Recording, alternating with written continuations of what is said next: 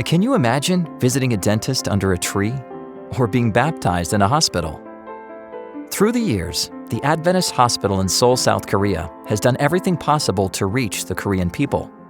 Occasionally, this meant pulling teeth outdoors. Then, about 50 years ago, the 13th Sabbath offering overflow helped expand the hospital so that it could care for more people. This special offering promotes specific projects around the world that grow the church in tangible ways. These projects change lives, sometimes by supporting institutions that provide educational opportunities, medical services, evangelistic training, and more.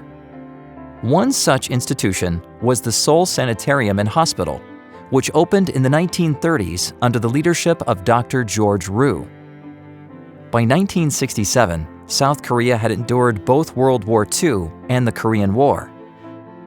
And yet the Adventist Hospital still stood. The former division president wrote, "The present buildings have withstood the ravages of time and 2 wars. An entirely new plant is needed, and the amount to be realized from the overflow will be but a part of the full amount required." Land was sold to raise additional money, and donations poured in from church members and workers. The next year, plans were underway for the new hospital. The long-awaited day finally came. At the official groundbreaking ceremony in 1969, the details of the new hospital were shared. Utilizing the most up-to-date hospital design, this 160-bed general hospital will be the most modern and efficient in Korea, yet will be neither the largest nor most expensive. The hospital officially changed its name from Seoul Sanitarium and Hospital to Seoul Adventist Hospital, so that the name would point to the Advent message. Ministering to patients, the hospital staff aimed to share the gospel. One patient was so impressed by what she learned that she pleaded to be baptized before she died. To make do, the hospital's physical therapy tanks served as the baptistry. Ministry remained the focus, and the hospital bolstered evangelism and educational initiatives in the country.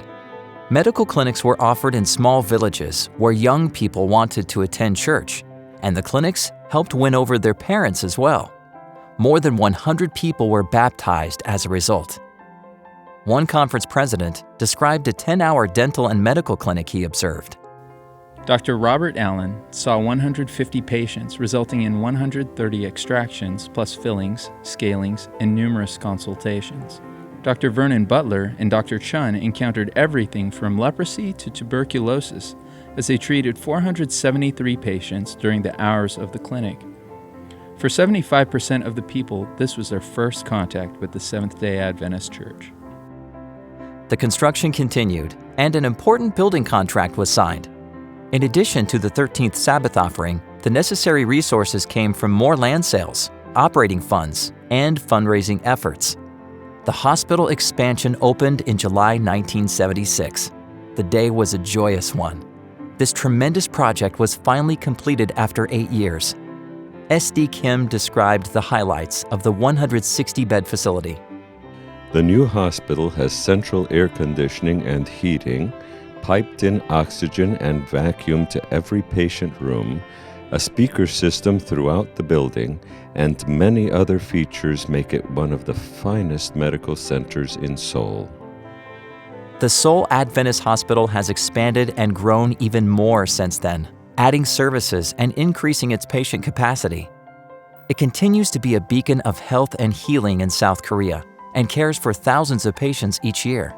The 13th Sabbath offering contributed to this first major building project, which captured the attention and hearts of Adventists around the world. Thank you for supporting 13th Sabbath offering projects, both in the past and today. You've made a difference in the lives of many of God's children.